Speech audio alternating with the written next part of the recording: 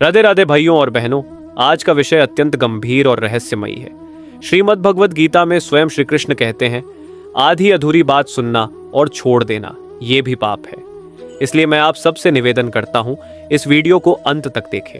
अगर बीच में छोड़ देंगे तो न केवल ज्ञान अधूरा रह जाएगा, बल्कि आप उस दिव्य रहस्य से वंचित हो जाएंगे जो आपकी पूरी जिंदगी बदल सकता है। संत प्रवर पूज्य प्रेमानंद जी महाराज हमेशा समझाते हैं कि नवरात्रि केवल उपवास का नाम नहीं है, बल्कि ये साधना, शुद्धि और माँ भगवती की कृपा प्राप्त करने का अवसर है। लेकिन यदि इन बातों को नजरअंदाज कर दिया जाए तो माँ लक्ष्मी और माँ दुर्गा की कृपा भी घर से लौट जाती है। आज के इस वीडियो में हम बताएंगे वे 5 स्त्रियां जिन्हें भूलकर भी नवरात्रि का व्रत नहीं रखना चाहिए। अगर ऐसा हुआ तो घोर पाप लगता है और घर में दरिद्रता, कलह और अशांति का वास हो जाता है। सावधान रहिए। वीडियो के बीच में मैं एक ऐसा रहस्य खोलूंगा जिसे जानकर आपके रोंगटे खड़े हो जाएंगे, इसलिए एक क्षण भी स्किप मत करना। और हाँ, गीता ज्ञान टॉक चैनल को अभी सब्सक्राइब कर लें ताकि माँ भगवती की दिव्य कृपा आप पर बनी रहे। प्रेमानंद जी महाराज भी कहते हैं, साधना तब सफल होती है जब वह नियम, श्रद्धा और मर्यादा से जुड़ी हो। यदि इनका उल्लंघन हो तो देवी कृपा करने के बजाय दूर चली जाती है। अब प्रश्न उठता है, कौन सी स्त्रियां हैं जिन्हें भूलकर भी नवरात्रि का व्रत नहीं रखना चाहिए? आज के इस पहले भाग में हम इस रहस्य की गहराई में उतरेंगे। ध्यान से सुनिए, क्योंकि हर शब्द आपके लिए अनमोल है। नवरात्रि व्रत का महत्व। नवरात्रि का व्रत केवल पेट को भूखा रखने का नाम नहीं है, यह शरीर, मन और आत्मा की साधना है। माँ दुर्गा की आराधना में जो साधक पूरी श्रद्धा से जुड़ता है, उसके जीवन से पाप, दरिद्रता और कष्ट दूर हो जाते हैं। लेकिन जब कोई व्यक्ति नियमों को तोड़कर व्रत करता है तो वही व्रत उसके लिए विपरीत फल देने लगता है। प्रेमानंद जी महाराज कहते हैं, देवी केवल उन्हीं पर प्रसन्न होती हैं जिनका मन पवित्र और जीवन नियमबद्ध हो। जो दिखावे में व्रत करते हैं उनके घर से माँ की कृपा वापस लौट जाती है। क्यों कुछ स्त्रियों के लिए व्रत वर्जित है? बहुत से लोग ये सोचते हैं कि व्रत करना तो पुण्य है, फिर यह किसी के लिए वर्जित क्यों होगा? यहाँ हमें गहराई से समझना होगा। शास्त्रों में वर्णित है कि जब कोई स्त्री अपने जीवन की कुछ विशेष अवस्थाओं से गुजर रही होती है तो उसका शरीर और मन अशुद्ध की स्थिति में होता है। उस समय यदि वह व्रत रखती है तो साधना का नियम भंग होता है और माँ की कृपा के स्थान पर अशांति आ जाती है। श्रीमद् भागवत पुराण में स्पष्ट कहा गया है, जो व्यक्ति अशुद्ध स्थिति में पूजा या व्रत करता है वह स्वयं को और अपने घर को संकट में डालता है। पहला रहस्य। अधूरी शुद्धि वाली स्त्री पहली श्रेणी है वह स्त्री जो शारीरिक शुद्धि का ध्यान नहीं रखती। नवरात्रि के समय शुद्धि अत्यंत आवश्यक है। अगर कोई स्त्री बिना स्नान, बिना स्वच्छता या लापरवाही से व्रत करती है तो माँ की कृपा नहीं टिकती। याद रखिए, देवी माँ शुद्धता की देवी है। जहाँ अपवित्रता होगी वहाँ कृपा कैसे टिकेगी? दूसरा रहस्य। रोग या कमजोरी में व्रत रखने वाली स्त्री दूसरी श्रेणी है वह स्त्री जो गंभीर रोग से पीड़ित है परंतु अंधविश्वास या दबाव में व्रत रखती है। शास्त्र कहते हैं कि अगर शरीर व्रत सहन करने योग्य नहीं है और फिर भी व्रत किया जाए तो यह पुण्य नहीं बल्कि पाप है। प्रेमानंद जी महाराज कहते हैं, देह की रक्षा भी धर्म है। जहाँ देह धर्म निभाने योग्य न रहे वहाँ व्रत केवल दिखावा है। भाइयों और बहनों, ध्यान से सुनिए। आज मैंने केवल 2 श्रेणियां बताई हैं, लेकिन आगे जो 3 श्रेणियां आएंगी वे इतनी गंभीर हैं कि सुनते ही आपके रोंगटे खड़े हो जाएंगे। अगर इनमें से किसी स्त्री ने भूल से भी व्रत कर लिया तो उसका जीवन संकटों से भर सकता है और घर में दरिद्रता स्थायी रूप से प्रवेश कर सकती है। इसीलिए मैं आपसे हाथ जोड़कर निवेदन करता हूँ, वीडियो का अगला भाग अवश्य देखें। बीच में छोड़ देना गीता के अनुसार पाप है। साधना और श्रद्धा का संदेश। भाइयों और बहनों, नवरात्रि का व्रत माँ की कृपा का सबसे सरल साधन है, लेकिन यह तभी सफल होता है जब हम नियमों और परंपराओं का सम्मान करते हैं। आज आपने 2 श्रेणियां सुनी और अगली 3 श्रेणियां आपके लिए आंखें खोल देने वाली होंगी। तीसरी श्रेणी, प्रसूति के बाद की स्त्रियां जो प्रसूति, डिलीवरी के बाद की अवस्था में होती हैं, उनके लिए शास्त्र स्पष्ट आदेश देते हैं कि कम से कम 40 दिन तक किसी भी व्रत पूजन से दूर रहें। क्यों? क्योंकि उस समय शरीर बहुत कमजोर और असंतुलित होता है। उस स्थिति में किया गया व्रत शरीर को और अधिक कष्ट देता है। साथ ही उस अवधि में शारीरिक शुद्धि का पालन करना भी कठिन होता है। प्रेमानंद जी महाराज कहते हैं, माँ शक्ति तपस्या से नहीं, शुद्धता और श्रद्धा से प्रसन्न होती है। जहाँ शुद्धता नहीं, वहाँ साधना अधूरी है। इसलिए यदि कोई स्त्री प्रसूति के बाद नवरात्रि का व्रत करती है तो वह अपनी ही सेहत और शिशु की सेहत को संकट में डालती है। चौथी श्रेणी, मासिक धर्म, पीरियड्स की अवस्था। यह विषय बहुत नाजुक है, लेकिन शास्त्र स्पष्ट है। मासिक धर्म के दिनों में स्त्री का शरीर शुद्ध की अवस्था में नहीं माना जाता। यही कारण है कि इस समय पूजा पाठ और व्रत से दूर रहने का नियम है। भाइयों और बहनों, यह किसी प्रकार का भेदभाव नहीं है, बल्कि प्रकृति का नियम है। इन दिनों विश्राम ही धर्म है। अगर इस अवस्था में व्रत किया जाए तो यह पुण्य नहीं, बल्कि व्रत का अनादर बन जाता है। गीता में श्री कृष्ण कहते हैं, जो व्यक्ति धर्म का पालन नहीं करता और फिर भी धर्म का दिखावा करता है, वह अधर्म का भागी बनता है। यही कारण है कि इस अवस्था में स्त्री को व्रत नहीं करना चाहिए। ध्यान से सुनिए। अब तक की 3 श्रेणियां आपने सुनी, लेकिन जो 5वीं और अंतिम श्रेणी है वह इतनी गंभीर है कि यदि आप इसे नज़रअंदाज कर देंगे तो आपका पूरा परिवार संकटों से घिर सकता है। बहुत से लोग इस नियम को नज़रअंदाज कर बैठते हैं और फिर आश्चर्य करते हैं कि घर में दरिद्रता, क्लेश और रोग क्यों आ रहे हैं। इसलिए वीडियो को यहीं मत रोकिए। आगे सुनना बेहद जरूरी है, क्योंकि यही वह हिस्सा है जिसे श्री कृष्ण के अनुसार बीच में छोड़ देना घोर पाप है। 5वीं श्रेणी, छल कपट और ढोंग करने वाली स्त्रियां। यह श्रेणी सबसे गंभीर है। वह स्त्री जो दिखावे में व्रत रखती है परंतु भीतर से छल कपट और बुरे विचारों से भरी होती है, ऐसी स्त्री का व्रत पाप का कारण बनता है।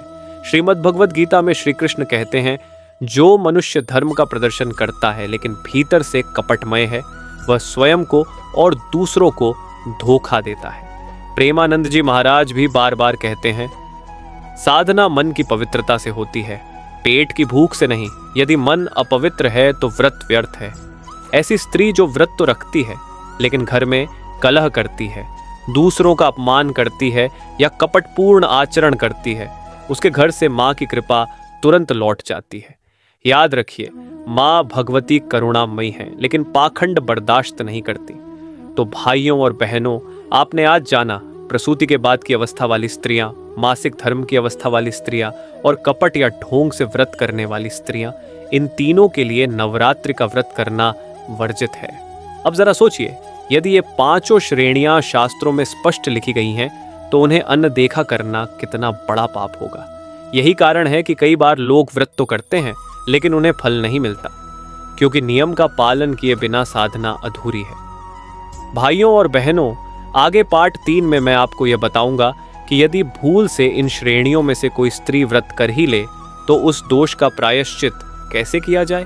यह ज्ञान आपके लिए जीवन बदल देने वाला होगा। इसलिए अभी से गीता ज्ञान टॉक चैनल को सब्सक्राइब कर लीजिए और बेल आइकॉन दबा दीजिए ताकि यह दिव्य रहस्य आपसे छूट ना जाए।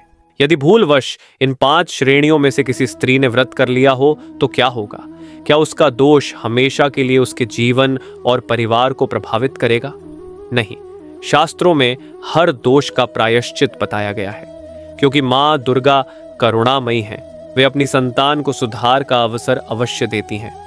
पहला उपाय, माँ से क्षमा याचना। सबसे पहले उस स्त्री को माँ दुर्गा से हृदय से क्षमा मांगनी चाहिए।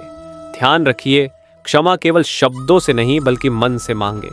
प्रेमानंद जी महाराज कहते हैं, सच्चे आंसू से की गई क्षमा याचना हजारों मंत्रों से अधिक प्रभावशाली होती है। इसलिए यदि गलती हो गई है तो माँ के सामने दीपक जलाकर सच्चे हृदय से कहें, माँ मुझसे भूल हो गई है, कृपा करके इसे क्षमा करें और मुझे सही मार्ग पर चलने की शक्ति दें। दूसरा उपाय, दान और सेवा। शास्त्रों में कहा गया है कि गलती का प्रायश्चित दान और सेवा से होता है। यदि भूल से व्रत कर लिया गया है तो गरीब, असहाय या कन्या को भोजन कराना चाहिए। इससे माँ प्रसन्न होती हैं और दोष क्षमा कर देती हैं। गीता में श्री कृष्ण कहते हैं, दान, सेवा और करुणा से पाप नष्ट हो जाते हैं, जैसे अग्नि लकड़ी को भस्म कर देती है। भाइयों और बहनों, बहुत से लोग सोचते हैं कि केवल दान या क्षमा याचना काफी है, लेकिन ध्यान रखिए, एक ऐसा गुप्त उपाय है जिसे अगर आप भूल गए तो प्रायश्चित अधूरा रह जाएगा और दोष पूरी तरह समाप्त नहीं होगा। यही कारण है कि कई लोग उपाय करने के बाद भी शांति नहीं पा पाते। इस गुप्त उपाय के बारे में मैं पार्ट 4 में विस्तार से बताऊंगा, इसलिए वीडियो यहीं छोड़ना घोर पाप होगा। भाइयों और बहनों, यदि गलती हो गई है तो माँ का नाम संकीर्तन करना सबसे बड़ा उपाय है। AUMA ह्रीं क्लीं चामुंडायै विच्चे, इस मंत्र का जप कम से कम 108 बार करना चाहिए। प्रेमानंद जी महाराज कहते हैं, नाम स्मरण से बड़ा कोई साधन नहीं, यह साधक को हर दोष से मुक्त कर देता है। तो भाइयों और बहनों, आज आपने जाना, यदि भूल से व्रत कर लिया हो तो सबसे पहले क्षमा मांगे, दूसरा दान और सेवा करें, तीसरा माँ के नाम का संकीर्तन करें। लेकिन याद रखिए, इन सब के बाद भी एक गुप्त उपाय शास्त्रों में बताया गया है जो सबसे शक्तिशाली है। अगर आपने वह नहीं किया तो प्रायश्चित अधूरा रह जाएगा, और यदि भूलवश उन्होंने व्रत कर लिया हो तो उसका प्रायश्चित कैसे किया जाए। आज मैं आपको वह गुप्त उपाय बताने जा रहा हूं जिसके बिना प्रायश्चित अधूरा रहता है। ये उपाय इतना शक्तिशाली है कि यदि मनुष्य इसे श्रद्धा से कर ले तो माँ दुर्गा हर भूल को क्षमा कर देती है और जीवन में नई रोशनी भर देती है। गुप्त उपाय देवी भागवत पाठ और अखंड ज्योति। भाइयों और बहनों, शास्त्रों में लिखा है कि यदि किसी ने भूल से व्रत या पूजा में गलती कर दी हो तो देवी भागवत महापुराण का पाठ और माँ दुर्गा के सामने अखंड ज्योति जलाना सबसे बड़ा प्रायश्चित है। देवी भागवत पाठ, इसे सुनने या करवाने से घर का वातावरण शुद्ध होता है और सभी दोष दूर हो जाते हैं। अखंड ज्योति, माँ दुर्गा के समक्ष घी का दीपक 9 दिनों तक जलाना चाहिए। यह दीपक माँ की उपस्थिति का प्रतीक है। जहाँ अखंड दीपक जलता है वहाँ से नकारात्मकता और अशांति दूर हो जाती है। प्रेमानंद जी महाराज कहते हैं, दीपक केवल रोशनी नहीं देता, यह साधक के हृदय से अंधकार मिटाकर उसे ईश्वर की ओर ले जाता है। क्यों है यह उपाय इतना प्रभावशाली? आप सोच रहे होंगे कि यह उपाय ही सबसे बड़ा क्यों है।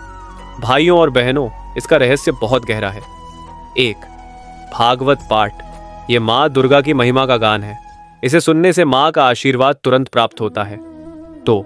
अखंड दीपक, यह साधना का प्रतीक है। जब तक दीपक जलता है तब तक आपकी प्रार्थना निरंतर माँ तक पहुंचती रहती है। यही कारण है कि इसे करने से भूलवश किया गया कोई भी दोष माँ क्षमा कर देती है। भाइयों और बहनों, ध्यान से सुनिए, ये उपाय केवल दोष मिटाने के लिए ही नहीं बल्कि जीवन में माँ की कृपा स्थायी रूप से पाने का भी सबसे सरल तरीका है। अगर आप इसे करेंगे तो चाहे आपसे कितनी भी गलतियां हुई हों, माँ दुर्गा आपको कभी निराश नहीं करेंगी। लेकिन सावधान, यदि आपने इस उपाय को हल्के में लिया या केवल दिखावे के लिए किया तो इसका कोई फल नहीं मिलेगा। श्रीमद् भगवद गीता में श्री कृष्ण कहते हैं, कर्म श्रद्धा से किया जाए तो फल देता है और बिना श्रद्धा के किया गया कर्म व्यर्थ हो जाता है। भाइयों और बहनों, नवरात्रि का व्रत केवल भूखे रहने का नाम नहीं है, यह आत्मा को शुद्ध करने का अवसर है। इसका उद्देश्य है आत्म संयम, माँ की आराधना और जीवन से नकारात्मकता को हटाना। लेकिन जब हम शास्त्रों में बताए नियमों का पालन नहीं करते तो साधना अधूरी रह जाती है। यही कारण है कि प्रेमानंद जी महाराज हमेशा कहते हैं, माँ को पाने का सबसे आसान रास्ता है शुद्धता, श्रद्धा और नियम। भाइयों और बहनों, मैं आपको एक और रहस्य बताना चाहता हूँ। अगर किसी स्त्री से भूल हो गई है और वह नवरात्रि का व्रत कर बैठी है तो केवल प्रायश्चित ही नहीं बल्कि उसे यह प्रण भी लेना चाहिए कि अगली नवरात्रि में वह नियम पूर्वक व्रत करेगी। जब माँ देखती हैं कि उनकी संतान केवल क्षमा ही नहीं मांग रही बल्कि भविष्य में गलती न करने का संकल्प भी ले रही है, तब माँ तुरंत प्रसन्न हो जाती है। तो भाइयों और बहनों, अब आपने पूरा रहस्य जान लिया। किन 5 स्त्रियों को व्रत नहीं करना चाहिए? यदि भूल से व्रत हो गया तो 3 सामान्य उपाय, क्षमा याचना, दान सेवा और नाम संकीर्तन, और सबसे बड़ा गुप्त उपाय देवी भागवत पाठ और अखंड ज्योति। याद रखिए, माँ भगवती करुणामयी है। वे केवल नियम तोड़ने वालों से रुष्ट होती हैं, लेकिन सच्चे मन से पश्चाताप करने वालों को कभी निराश नहीं करती। भाइयों और बहनों, यदि आपको यह दिव्य ज्ञान अच्छा लगा और आप चाहते हैं कि माँ दुर्गा की कृपा आपके जीवन में स्थायी रूप से बनी रहे, तो अभी इस वीडियो को लाइक कर दीजिए, अपने मित्रों और परिवार के साथ शेयर कीजिए और चैनल गीता ज्ञान टॉक्स को सब्सक्राइब करके घंटी का निशान दबा दीजिए। और हाँ, कमेंट बॉक्स में अवश्य लिखें राधे राधे, ताकि माँ भगवती का आशीर्वाद सीधे आपके जीवन में प्रवाहित हो। याद रखिए भाइयों और बहनों, ज्ञान केवल सुनने से नहीं बल्कि फैलाने से भी पुण्य मिलता है। जब आप इसे दूसरों तक पहुंचाएंगे तो माँ की कृपा दोगुनी होकर आपके घर लौटेगी। और अंत में वीडियो के एंड स्क्रीन पर मैंने अपना पिछला वीडियो दिया है, धन प्राप्ति उपाय शारदीय नवरात्र 2025 51 माँ वैष्णो का सिक्का इस जगह रख देना। यह वीडियो ज़रूर देखें। इसमें बताया गया है कि माँ वैष्णो का चमत्कारी सिक्का कहाँ रखने से घर में धन वर्षा होती है और दरिद्रता हमेशा के लिए मिट जाती है। तो भाइयों और बहनों, माँ दुर्गा आप सब पर कृपा बनाए रखें। राधे राधे।